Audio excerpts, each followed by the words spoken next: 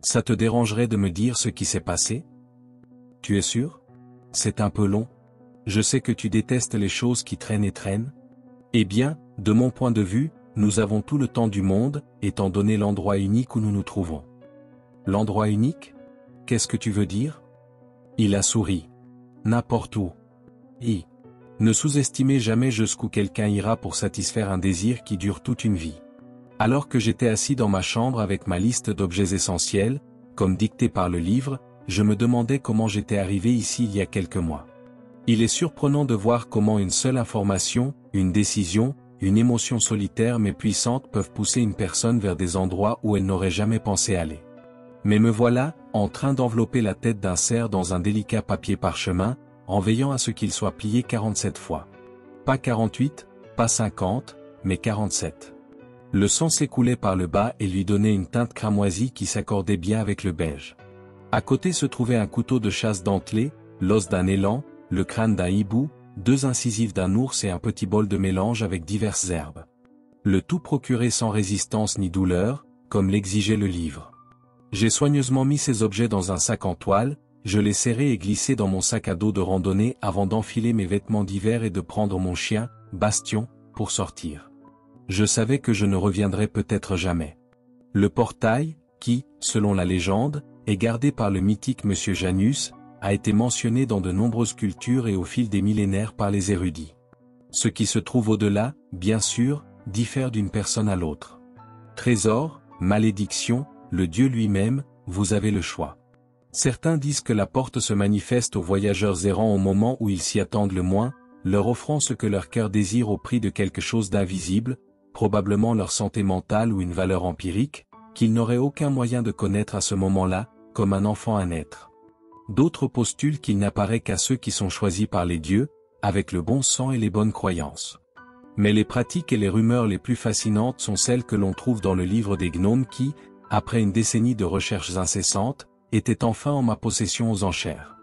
Il donnait les réponses les plus probables à l'emplacement de la porte, une qui est ancrée dans la culture humaine ancienne, les offrandes.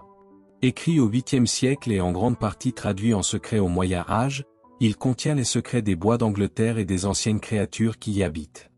À mon avantage, une section entière se concentrait sur les entités et les lieux anormaux, comme le portail.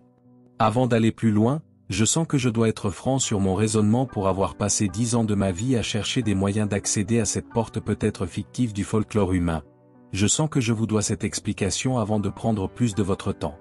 Bien que, pour le bien de ce qui est sur le point de se produire, je vais la simplifier et vous demander de me faire confiance. Je crois qu'il y a quelque chose au-delà du portail qui contient un trésor plus grand que n'importe quelle richesse, quelque chose qui changerait ma vie de manière irrévocable. Et je suis déterminé à le trouver. J'ai voyagé environ 160 km au sud jusqu'à ce que j'atteigne ce que nous appelons la Nouvelle Forêt. Le nom dément la nature ancienne de la Terre, car elle est là depuis plus de 12 000 ans. Même récemment, à l'âge du fer, il y a environ 2 millénaires, ces bois étaient là, observant et proliférant à mesure que l'homme grandissait et s'étendait, devenant le lieu de repos de la royauté morte au combat. Maintenant, si vous la visitez, elle est considérée comme un trésor national. De grandes étendues d'arbres s'élèvent vers le ciel, et plus vous vous enfoncez, plus ils cachent les rayons du soleil, dissimulant leurs plus grands secrets. Les endroits les plus sombres du bois étaient ceux que je devais traverser. Mon Golden Retriever Bastion fonçait en avant, désireux d'être dans un si grand espace et probablement excité à l'idée de chasser n'importe quel âne, cheval, vache ou même cerf qu'il pourrait apercevoir. Vos pas doivent dépasser les 700 en vous enfonçant au cœur de la nouvelle forêt, en suivant ces grandes veines jusqu'à la source cachée. Finalement, vous tomberez sur une paroi rocheuse qui est restée intacte pendant d'innombrables millénaires, avec de la mousse poussant sur son côté gauche. À la lumière d'une nouvelle lune, c'est là que votre offrande doit commencer. En dessous, une petite phrase gravée dans une police noire et rayée qui différait du reste. Tout est bien, mais une graine noircie a pris racine, nous devons la déterrer. Et en effet, mon Fitbit indiquait que j'étais à 836 pas et je suivais un grand tronc à peine caché par le sous-bois lorsque la grande paroi rocheuse est apparue en vue. Grise et imposante, avec de la mousse poussant uniquement sur le côté gauche comme une tache de naissance, je savais que j'avais trouvé ce que je cherchais. J'ai mis un signet sur la page, j'ai posé mon sac à dos, sachant que j'avais encore 1 heure avant que le soleil ne se couche complètement, j'ai décidé de repérer la zone avec Bastion avant de m'asseoir et de me préparer pour ce qui était sur le point d'arriver. On dit que vous ne pouvez pas exorciser vos démons, mais vous pouvez très bien apprendre à faire la paix avec eux. 2. La première fois que j'ai vu l'autre, j'avais environ 5 ans, assis en train de jouer devant le miroir et de discuter avec mon reflet. J'imagine que dans l'esprit d'un enfant, ce genre d'anomalie est rencontré moins avec une horreur immédiate qu'avec de la curiosité. En regardant de près, j'ai remarqué que mon reflet inclinait la tête un peu plus que moi. Ses yeux s'écarquillaient de compréhension alors qu'il me percevait, alors que je le percevais. J'ai cessé de cligner des yeux, absorbant davantage ses traits au fur et à mesure que la peau se tendait et s'étirait le long de sa mâchoire, provoquant de profondes indentations sur les côtés alors qu'il devenait émacié. Ses cheveux, qui correspondaient autrefois à mes boucles brunes, s'effilochaient et s'amincissaient au fur et à mesure que son crâne se dilatait. Mon miroir était positionné de telle sorte que la porte de ma salle de jeu pouvait être vue et, au fur et à mesure que mon cœur a commencé à battre plus fort, la porte s'est ouverte et une silhouette s'est tenue dans l'embrasure, aveuglée par la lumière. Je n'avais aucune perception de qui c'était, mon esprit a simplement pensé « Père », et j'ai regardé alors qu'il pointait du doigt mon reflet, mon autre moi, dont la tête était toujours inclinée vers le bas à un angle horrible, se brisant presque sous le poids de son insistance à continuer de tourner. Puis, sans avertissement, il s'est écrasé contre la vitre, un horrible bruit de craquement que je peux encore entendre à ce jour. Cette action a finalement brisé mon regard, et la brume s'est dissipée alors que je criais, me tournant vers ma porte et attendant que ma mère ou mon père demandent ce qui n'allait pas. Mais la porte était toujours fermée. Maman est entrée peu de temps après, me calmant alors que je parlais du méchant homme, dans le miroir et m'a assuré que ce n'était qu'un rêve. Mais à partir de ce jour-là, à certaines occasions, j'apercevais l'autre qui changeait dans le miroir. Toujours en train de regarder, toujours en train de vouloir sortir. Et la porte derrière lui, en permanence ouverte. 3. Le soleil s'était couché, et j'ai ouvert mon sac à dos, j'ai déroulé le sac en toile et j'ai ressorti le livre, Bastion dormant à mes côtés et grignotant toujours doucement son jouet en peluche préféré. Une fois que vous êtes devant la paroi rocheuse, vous devez appliquer les pouvoirs de l'homme, en commençant par ce qui nous donne la vie à tous. À côté, l'image d'une porte et une autre inscription, il y a quelque chose qui ne va pas, mais vous ne pouvez pas le localiser. Quelque chose brûle. Sentez-vous le crépitement? J'ai sorti le couteau de chasse et je me suis coupé la paume, laissant le sang couler librement pendant que je traçais le contour d'une porte, comme indiqué, et j'ai bandé ma main quand le travail a été fait. Puis, la force du vagabond avec laquelle fournir l'équilibre et la durabilité. Combien ces os ont-ils vus? J'ai attaché les os d'élan sur un côté, qui servait de charnière. Continuez avec les incisives de l'ours. La force constante de la nature, toujours cherchant à se renforcer. Maintenant, sa force est la vôtre. Les incisives servaient de décoration pour la porte, un accessoire macabre mais touchant pour la faire ressortir. Puis, la sagesse et la prévoyance du hibou. Un grand prédateur qui voit tout. Qu'ont-ils vu quand ils vous ont regardé? Vont-ils vous fournir une poignée à laquelle vous accrochez à votre vérité? Votre destin? J'ai mis le crâne de hibou à droite, qui servait de poignée de porte. Mon accès. Votre offrande doit être laissée au centre. La bête de Janus, au-delà de la porte, doit être apaisée, car même si elle est aveugle, elle n'est pas insensée. Montrez du respect et ne regardez pas son entrée. Tournez-lui le dos et attendez que la lumière de la nouvelle lune brille sur vous, ce sera votre signal pour procéder. J'ai déballé la tête de cerf et j'ai fait comme on me l'avait dit, la laissant devant ma porte macabre d'os et de sang avant de prendre Bastion et de me promener. Si cela n'avait pas fonctionné, vous pourriez me classer comme un psychopathe et m'enfermer, je m'en fichais. Après tout, je n'avais aucun plan à suivre si cela échouait. 4. Il y a de nombreux moments, même dans la vie de la personne la plus banale, qui peuvent être désignés comme les meilleurs, les pires et ceux qui changent la vie. J'en ai certainement quelques-uns qui se démarquent. La différence est qu'ils sont tous liés à l'autre. La première fois que j'ai fait le lien, j'avais 7 ans. Le miroir de la salle de jeu avait depuis longtemps été relégué au grenier, à sa place, il y avait un miroir de placard encastré. Pas que ça importait. Au milieu de la nuit d'une chaude soirée d'été, je me suis réveillé au son de délicats coups contre la vitre. Même avec ces expériences étranges occasionnelles, j'étais terrifié à l'idée de quelqu'un de tangible à l'extérieur de la fenêtre de ma chambre, d'une situation de danger avec un inconnu. Bang, bang, bang. Il m'a fallu quelques minutes pour finalement ouvrir les rideaux de ma chambre, seulement pour ne rien trouver. Avant que je ne puisse pousser un soupir de soulagement, j'ai vu mon miroir dans le reflet de la lumière de la lune. L'autre était assis là, les jambes croisées et tapant avec un ongle osseux et sale. Je ne sais pas pourquoi je succombais toujours à ses caprices au premier instant, peut-être y avait-il quelque chose d'hypnotique dans la façon dont il m'attirait. Peut-être que ces choses ont la capacité innée de réprimer nos peurs assez longtemps pour attaquer. Mais tout ce que je sais, c'est que j'ai obéi au coup et je me suis approché, m'asseyant dans mon pyjama de Buzz l'éclair et observant mon autre moi. Le sien était celui de Woody, usé et effiloché à certains endroits, avec de grandes poches sous les yeux et une peau jaunâtre, mais avec un aspect beaucoup plus humain. Peut-être n'essayait-il pas de me faire peur? Il a enlevé l'ongle et m'a simplement observé, les yeux jaunâtres absorbant chaque centimètre de moi et il a froncé les sourcils à la vue que mon pyjama ne correspondait pas au sien. Mais il venait d'exprimer sa déception, qui est passée à quelque chose qui ressemblait à de la joie, souriant avec des dents pourries tout en pointant du doigt la porte de la chambre. Cette sensation de creux qui vous envahit lorsque vous manquez une marche dans les escaliers m'a frappé immédiatement lorsque ma grand-mère a franchi le seuil, avec une grande lumière qui y ondulait encore. Elle a trébuché d'une manière étrange, comme si elle s'était blessée à la jambe. Ce n'est que lorsqu'elle s'est penchée pour me regarder que j'ai compris pourquoi, avec les larmes aux yeux et hurlant alors que je m'éloignais du miroir comme un animal en cage et que je courais dans la chambre de mes parents. Les yeux de ma grand-mère étaient éteints, la moitié gauche de son visage, autrefois jovial, tombait comme si elle avait été tirée avec des crochets, la langue pendante et le sang jaillissant de ses yeux, de son nez et de ses oreilles. Elle faisait un AVC. Le lendemain, nous avons reçu l'appel. Grand-mère était décédée d'un anévrisme cérébral sur le chemin de la salle de bain au milieu de la nuit, vers 4 heures du matin. Instantanée et sans souffrance. En termes simples, elle était morte d'un AVC. J'ai évité mon miroir pendant des années après cela.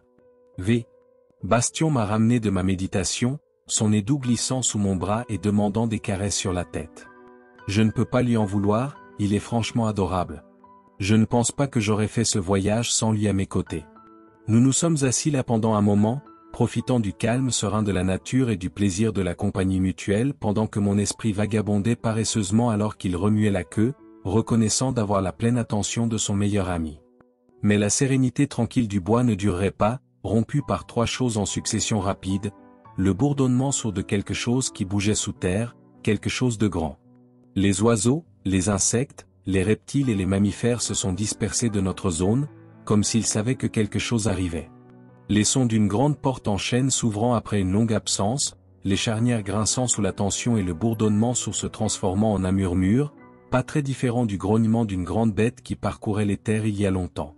De ma position, assis derrière un tronc et le dos tourné à la porte que j'avais créée, j'ai vu la lumière laide briller de son seuil et inonder la terre environnante de sa corruption. J'aimerais pouvoir l'assimiler à quelque chose dans notre spectre de couleurs, mais les mots me manquent. C'était à la fois attrayant et répugnant, quelque chose que j'aurais du mal à classer dans n'importe quelle catégorie arbitraire que nous avions. Bastion, à son crédit, a essayé de garder ses gémissements au minimum et a plutôt enfoui sa tête dans mes genoux, sachant apparemment qu'il devait rester silencieux et rester loin de tout ce qui se passait là-bas. Chaque cellule de mon corps criait de m'enfuir, de m'éloigner de cette menace imminente. Un brouillard dense a rejoint la lumière laide et une odeur fétide a frappé mes narines, me faisant pleurer et provoquant mon réflexe de nausée. Je voulais vomir, crier, mais je suis resté calme. J'avais passé 10 putains d'années à attendre ce moment, cet événement que la plupart des gens se contenteraient de ridiculiser et de reléguer au rang du fantastique. Je n'allais pas le gâcher ici. Avec des mains tremblantes et le cœur battant, j'ai fermé les yeux, réaffirmant ma résolution pendant que cette bête cherchait son offrande et j'ai essayé d'ignorer les odeurs et les sons, retournant dans mon esprit et me rappelant comment j'étais arrivé ici. Pourquoi j'avais entrepris ce voyage en premier lieu. 6. Mon autre moi n'apparaîtrait qu'une poignée de fois à partir de ce jour, en partie parce que j'évitais de rester trop longtemps devant n'importe quel miroir et que je gardais l'objet maudit couvert dans ma chambre à tout moment. Mais vous ne pouvez pas arrêter une force que vous ne comprenez pas entièrement. Il est resté latent pendant si longtemps qu'au fur et à mesure que je devenais adulte, mon esprit mature a simplement rationalisé les expériences comme le produit d'une imagination hyperactive d'un enfant unique, en grande partie isolé des autres. Mais c'était impossible à accepter une fois que j'avais eu 19 ans. Le miroir de ma chambre était au fond de ma petite pièce, nos dortoirs étaient simples et chaque appartement abritait cette chambre. Ils n'étaient pas personnalisés selon les normes d'aujourd'hui, mais il y a 11 ans, ils étaient considérés comme remarquables. J'étais sorti faire la fête un soir, car la première semaine de cours est connue collectivement sous le nom de « semaine de bienvenue ». Un moment pour s'acclimater à son nouvel environnement, se faire des amis, avoir des relations sexuelles et généralement se défouler un peu. Je me souviens d'être allongé là, embrassant le pic de l'ivresse et appréciant la façon dont la pièce tournait tout en m'assurant de ne pas trop bouger et de déclencher la partie pas si amusante de vomir si j'avais trop bu. Je savais que j'aurais du mal à arriver à ma salle de bain. J'avais gardé les yeux fermés pendant peut-être 10 minutes quand j'ai entendu le son de pas familiers. Tout enfant anxieux qui grandit s'habituerait aux diverses cadences que les pieds d'un membre de la famille feraient. Lent et lourd pour maman, fort et puissant pour papa, rapide et énergique pour le chien de la famille. Ainsi, lorsque j'ai entendu ce dernier entrer dans ma chambre, j'ai été submergé par la confusion et l'appréhension. Sachant pertinemment que mon Golden Barney était à plus de 300 km dans notre maison de famille. Je me suis assis avec prudence, regardant autour de moi et remarquant un flash de lumière venant de mon miroir, mais ne pouvant pas voir grand-chose sans mes lunettes. Je les ai atteintes maladroitement avant de trébucher. Je suis devenu sobre instantanément alors que je restais hypnotisé par la vue devant moi. L'autre était là, se prélassant dans sa figure horrible. Beaucoup plus grand que moi et me ressemblant à peine, avec des yeux morts qui sortaient de grandes orbites, des veines noires visibles sous la peau translucide et un crâne en forme de cône qui s'étirait vers le haut avec à peine des cheveux. Mais ce qui m'a le plus effrayé, c'est qu'il caressait mon chien. Barney avait l'air bien. Heureusement, sans déformation ni dommage. Mais ce qui m'a fait hésiter, c'est à quel point il avait l'air jeune. Notre Barney avait 13 ans, il pouvait à peine se tenir debout et il n'avait même pas pu me dire au revoir quand je suis parti à l'université. Celui-ci semblait avoir peut-être 4 ou 5 ans, exactement comme je me souvenais de lui quand j'étais enfant. L'autre moi n'a pas quitté mes yeux pendant qu'il caressait Barney, comme s'il savait quelque chose que je ne savais pas. Il m'a regardé de haut en bas et le dégoût a rempli ses yeux, faisant un pas vers moi. Puis il a parlé. Une voix pas très différente de la mienne, mais imprégnée de douleur et de tristesse, comme s'il avait pleuré pendant une décennie et que mes cordes vocales étaient depuis longtemps grillées. Tu es ingrat. Tu es indigne. Quand j'ai regardé à nouveau Barney, je me suis recroquevillé d'horreur. Son visage heureux familier était un désordre méconnaissable, comme si quelqu'un avait effacé tous ses traits distinctifs pour moi. Maintenant, il ressemblait à peine à un chien. Je ne pouvais même pas dire ce qu'il était censé être, sauf pour la forme qu'il prenait. C'était horrible. Je veux, a-t-il craqué, tendant une main mal formée vers moi. Je prends. Le portail s'est ouvert et 2 silhouettes enveloppées se sont tenues sur le seuil, l'appelant. Il a rétréci, à contre-cœur, s'est retiré, souriant alors que ma propre porte s'ouvrait au son de la fête de mes colocataires. « Viens à la fête, mec, je sais que tu as plus d'énergie », a dit l'un d'eux, avec la musique qui jouait à fond depuis le salon. Mais leurs sourires se sont estompés quand la lumière les a frappés au visage. « Mec, pourquoi tu pleures ?» Le lendemain matin, ma mère m'a appelé pour me dire qu'en raison de l'âge et des difficultés de Barney, le vétérinaire l'avait euthanasié dans notre cuisine et qu'il était parti paisiblement, même si j'étais en colère et dévasté de ne pas avoir pu être là. C'était mon meilleur ami pendant mon enfance et j'aurais dû être là pour lui dire au revoir. Mais vous savez ce qu'on dit, un malheur n'arrive jamais seul. 7. Les bruits à l'entrée ont grandi en intensité et en férocité à mesure que cette chose désirait se nourrir. La chose la plus proche à laquelle je peux l'assimiler est un ours qui cherche de la nourriture après une longue hibernation, primitif, féroce, implacable. Quand il a trébuché sur mon offrande, il a cédé la place à certains des sons de consommation les plus dégoûtants que j'ai jamais entendus. Un mukbang directement dans mon conduit auditif que je désirais désespérément faire taire. Si vous aimez ça, tant mieux pour vous. Pour moi, c'est simplement grotesque d'entendre quoi que ce soit être mâché contre mes tympans.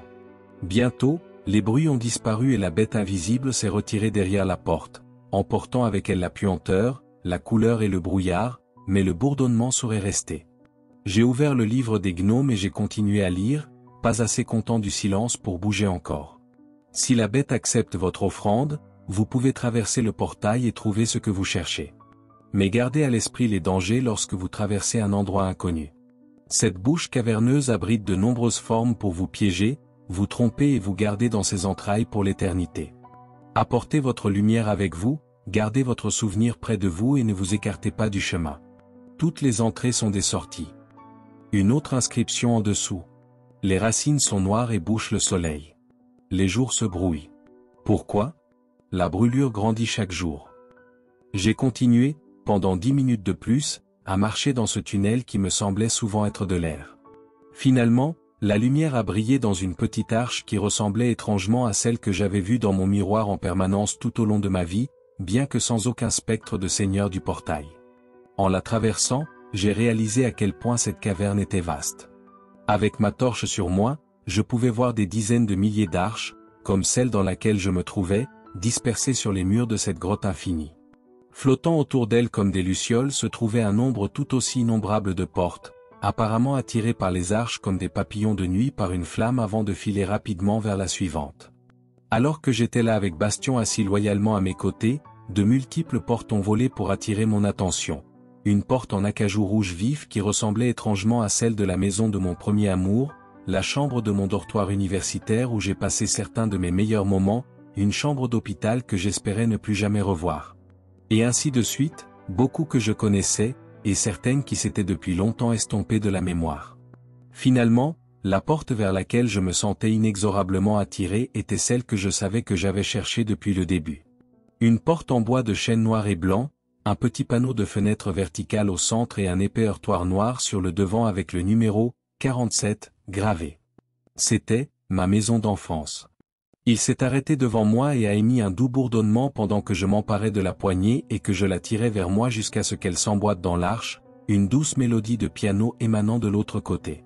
Mélodieuse et familière, mais je ne pouvais pas la situer. J'ai revérifié le livre.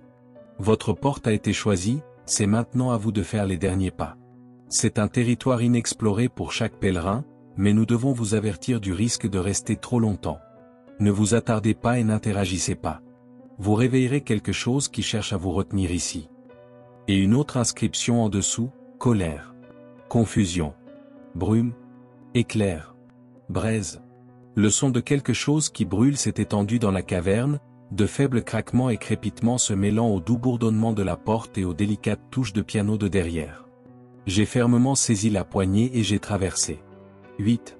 Le chemin vers le rétablissement est semé d'embûches, de difficultés physiques, mentales et émotionnelles qui peuvent paralyser les rééducateurs les plus forts et les plus méticuleux. Mais ce qui guérit le corps ne guérit pas toujours l'esprit.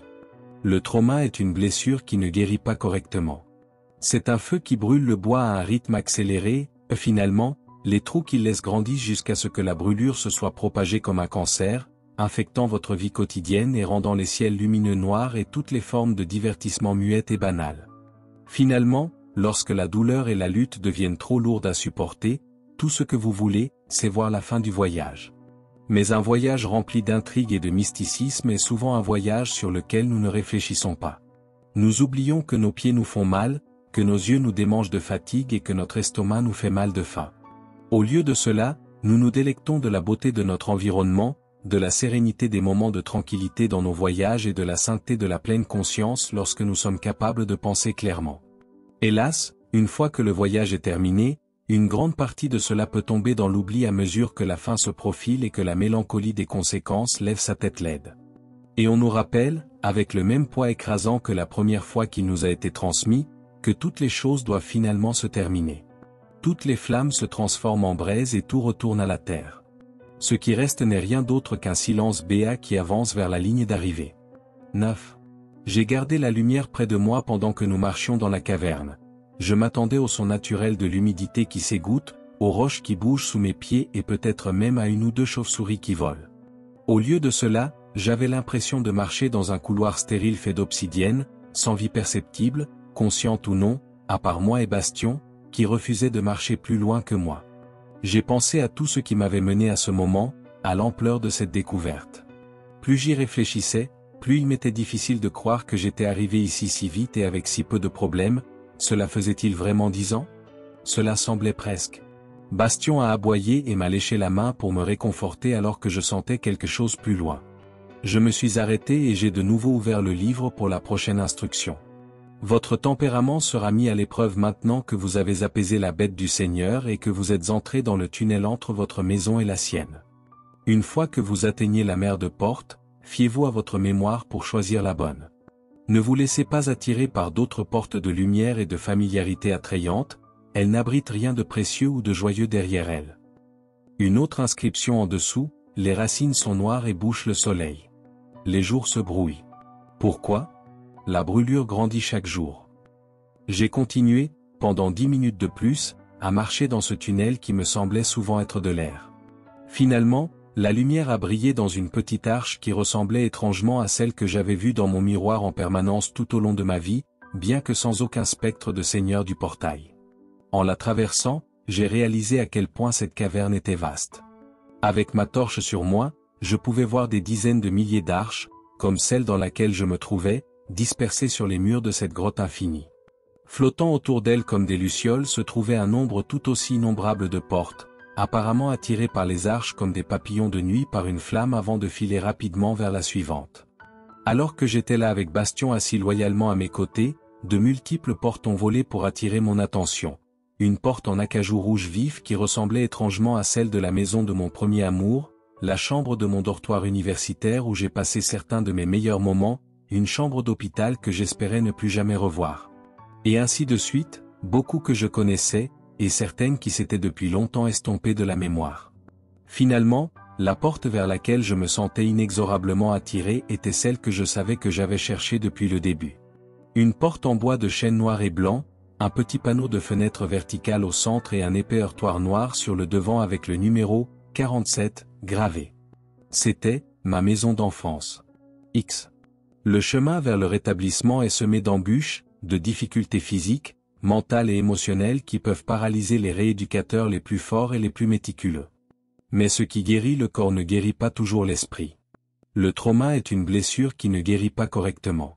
C'est un feu qui brûle le combustible à un rythme accéléré, finalement, les trous qu'il laisse grandissent jusqu'à ce que la brûlure se soit propagée comme un cancer, infectant votre vie quotidienne et rendant les ciels lumineux noirs et toutes les formes de divertissement muettes et banales. Finalement, lorsque la douleur et la lutte deviennent trop lourdes à supporter, tout ce que vous voulez, c'est voir la fin du voyage. Mais un voyage rempli d'intrigue et de mysticisme est souvent un voyage sur lequel nous ne réfléchissons pas. Nous oublions que nos pieds nous font mal, que nos yeux nous démangent de fatigue et que notre estomac nous fait mal de faim. Au lieu de cela, nous nous délectons de la beauté de notre environnement, de la sérénité des moments de tranquillité dans nos voyages et de la sainteté de la pleine conscience lorsque nous sommes capables de penser clairement. Hélas, une fois que le voyage est terminé, une grande partie de cela peut tomber dans l'oubli à mesure que la fin se profile et que la mélancolie des conséquences lève sa tête laide. Et on nous rappelle, avec le même poids écrasant que la première fois qu'il nous a été transmis, que toutes les choses doivent finalement se terminer. Toutes les flammes se transforment en braise et tout retourne à la terre. Ce qui reste n'est rien d'autre qu'un silence béat qui avance vers la ligne d'arrivée. 11. J'ai compris où je me trouvais au moment où j'ai traversé le seuil. Le parfum du barbecue estival flottait du jardin. Je ne peux pas l'expliquer, mais j'avais l'impression d'être au début des années 2000, un élément de base des jours passés où tout avait un sens. J'étais dans ma maison d'enfance. Le portail m'avait amené là où je voulais aller. Il m'avait ramené à la maison. J'ai marché sur le porche pendant que Bastion sautait devant moi, excité à l'idée d'explorer et apparemment à l'aise dans un endroit où il n'était jamais allé auparavant. Peut-être a-t-il ressenti mon même confort. En traversant le salon, j'ai remarqué que tous les rideaux étaient tirés et que la lumière du jour n'entrait pas. Un barbecue nocturne n'était pas hors de propos, mais c'était définitivement étrange. J'ai parcouru la maison jusqu'à ce que j'atteigne la véranda qui reliait ma cuisine au jardin. Je n'avais jamais vu un spectacle comme celui que j'ai contemplé à ce moment-là. Le jardin, situé dans son propre dôme cosmique, le ciel au-dessus parsemé de lucioles et une douce brise. Mais sous mes pieds s'étendait une danse cosmique aux proportions incommensurables, des étoiles qui dansaient les unes avec les autres, bercées dans des nébuleuses qui s'étendaient pour toujours et éclataient en belles couleurs. C'était la création elle-même. C'était beau. Tu aimes la vue? Elle devient rarement ennuyeuse. J'ai levé les yeux pour voir mon père, assis sur une chaise longue avec un verre de brandy et un sourire sur le visage. Aucune blessure, aucun regard absent, juste l'homme qui était mon père. Je suis sûr que tu as des questions, mais il vaudrait mieux que tu t'assoies d'abord. Cela rendra le processus plus facile. J'ai obéi et j'ai vu une étoile filante sous nos pieds, qui filait à travers le cosmos vers une destination inconnue. Vers quelque endroit grandiose, sans aucun doute. En regardant bien mon père, je n'arrivais pas à croire à ma chance, que le livre ait eu raison. Où sommes-nous? Je veux dire, je sais que c'est la maison, mais... J'ai gesticulé autour de moi, essayant sans succès de trouver les mots. Papa a souri, aucune bosse sur le crâne ou affaissement de la lèvre. Eh bien, tu pourrais appeler ça une maison de transition. Je sais qu'elle est connue pour beaucoup de choses parmi beaucoup de gens. Mes voisins l'appellent la perdition, par exemple. Mais c'est juste là où nous attendons tous. Il a levé les yeux et s'est émerveillé des lucioles dans l'air, qui scintillaient doucement pendant que des grillons invisibles cliquetaient. Ce n'est pas si mal, je suppose. Barney aide à passer le temps. Il a souri avec nostalgie, regardant nos deux chiens qui faisaient connaissance. Je pouvais à peine distinguer leurs traits dans une boule de poils jaunes. J'ai cligné des yeux, réalisant que je ne l'avais pas vu depuis que j'étais entré. Papa a semblé enregistrer ma confusion et s'est penché en avant, avec ce regard de connaissance dans ses yeux. Quelque chose sur le visage, papa, ai-je plaisanté, mais il n'a pas ri. Où as-tu eu Bastion, fils? J'ai réfléchi un instant, essayant de donner un sens à la déferlante d'émotions. Oh, dans un refuge, c'était, mince, je ne me souviens plus, mais ils étaient gentils. Pourquoi? Papa a regardé droit devant lui, ses yeux brillants. Quel âge a-t-il? Mon esprit s'est vidé. Pourquoi ne pouvais-je pas me souvenir? J'ai entendu le tintement de ses pas et je me suis retourné comme pour confirmer que je ne devenais pas fou, qu'en le regardant, j'activerais en quelque sorte cette partie de mon cerveau et confirmer son âge. Au lieu de cela, je regardais mon chien d'enfance, Barney. Inimitable, son sourire stupide, son physique légèrement en surpoids, sa crinière constamment ébouriffée par le fait qu'il la mordillait nerveusement chaque fois qu'il avait peur. « Où vis-tu maintenant, fils ?»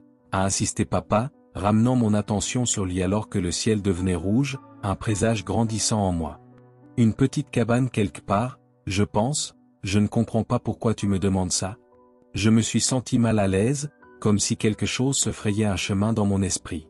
Une image m'a envahi la tête d'un tas de pilules sur ma table de chevet, de la musique douce et la sensation de flotter. « Fils, tu ne devrais pas être ici. Ce n'est pas un endroit pour quelqu'un comme toi. Si l'autre te prend ?» Sa lèvre a tremblé et mes yeux se sont écarquillés de choc. Ils sont toujours à la recherche de plus de prisonniers, de plus de corps à prendre. Ils veulent ta vie et ils feront n'importe quoi pour l'avoir. Mais le pire de tout, s'ils découvrent que tu es ici, qu'est-ce qu'ils trouvent? De quoi tu parles? N'y a-t-il pas de trésor à part ça? Je me suis levé, le cœur battant dans ma poitrine alors que les 10 dernières années de recherche du livre, le temps avec Bastion, la vie dans la cabane en rondin et tout le reste ont commencé à clignoter dans mon esprit, me brûlant le crâne. Puis il m'a serré dans ses bras. Le genre de câlin que l'on donne après des retrouvailles longtemps attendues. Celui qui apaise la douleur insupportable de la perte. Je te donne le plus grand trésor de tous, mon garçon. Je te donne une autre chance dans la vie. Je me suis souvenu. Comme un éclair qui a parcouru ma colonne vertébrale, j'ai vu que le ciel correspondait au rouge cramoisi de mon sang qui bouillonnait tandis que des images de douleur, de colère et de haine de soi s'agitaient dans mon esprit. La décision d'en finir avec des médicaments et de la musique douce semblait remonter à une éternité. Combien de temps s'était écoulé? Chaque souvenir, chaque retour en arrière et saut dans le temps ou la logique? Ma vie avait défilé devant mes yeux. J'ai réalisé que je pleurais, Barney qui me reniflait la main et gémissait doucement. Que se passe-t-il maintenant? Vais-je l'oublier? Je ne veux pas. Je ne veux pas oublier. Je pouvais à peine retenir mes sanglots. Je viens d'arriver ici. Je viens de te voir tel que tu es. C'est la seule chose que je voulais plus que tout. Il a ri doucement. C'est peut-être pour ça que ton voyage s'est terminé ici, ton trésor. Eh bien, que se passe-t-il maintenant? Tu vas te réveiller. Ça fera mal comme rien d'autre. Ton corps te reprochera, donne-lui du temps pour comprendre et aime-le comme jamais auparavant. J'aimerais pouvoir être là, mais c'est le mieux que je puisse faire. J'ai entendu un crépitement et un tremblement sous mes pieds, mais à ce moment-là, je m'en fichais pendant que je le serrais à mon tour dans mes bras. Tu as fait ton voyage jusqu'ici pour une raison. Ce n'est pas encore fini. Je le jure, je garderai ton souvenir vivant. Je ne le laisserai jamais s'estomper. Quoi qu'il arrive. J'ai sangloté sur son épaule pendant que quelque chose s'agitait dans la pièce et nous nous sommes séparés. La proclamation du livre a résonné dans mon esprit comme une cloche d'alarme pendant que quelque chose d'indescriptible se frayait un chemin dans la prison personnelle de papa, tendant la main vers moi avec une main aussi grande qu'un chêne. Ne vous attardez pas et n'interagissez pas. Vous réveillerez quelque chose qui cherche à vous retenir ici. Si c'était la mort ou Janus lui-même, je ne voulais pas rester pour le découvrir. J'ai juste eu le temps d'embrasser Barney sur le front avant de courir vers la porte. Jetant un dernier regard sur le visage de mon père avant que la réalité ne m'écrase à nouveau avec la vilaine vérité. Il souriait d'une oreille à l'autre. 12. La démence vasculaire a un autre nom qui lui est associé, ainsi qu'à ses affections sœurs, la maladie cruelle. Mon père s'est remis d'un traumatisme crânien après l'autre pendant 11 ans.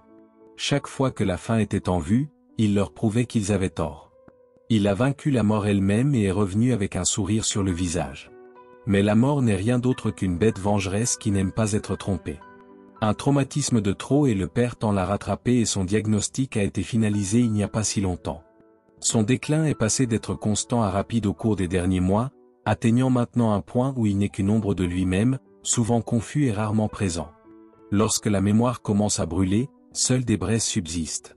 Occasionnellement ravivées par un accès de lucidité, mais elles s'estompent en grande partie au fil des jours. Sentez-vous quelque chose qui brûle? Sentez-vous le crépitement? Dire que c'est déchirant à voir et à soigner est un euphémisme, et s'il y avait quelque chose que je désirais désespérément qui soit relégué au monde de la fantaisie, c'est bien ça. Plus de fardeau s'accumulait sur mes épaules déjà fatiguées, plus il m'était difficile de sortir du lit avec le poids écrasant, sans parler de m'engager dans des tâches de routine. Vous comprenez ce que je dis? Je ne sais pas pourquoi mon esprit a évoqué un tel endroit. Il y a eu des cas documentés de personnes qui ont vécu des vies entières dans ce qu'elles appellent des « comaverses », totalement incapables de distinguer la fiction de la réalité. Dans mon cas, mon esprit a parcouru plusieurs années d'expérience et a trouvé son chemin vers le seul endroit où j'avais désespérément voulu aller depuis que tout avait mal tourné, la maison. Je ne dirai pas grand-chose de mon rétablissement après le réveil.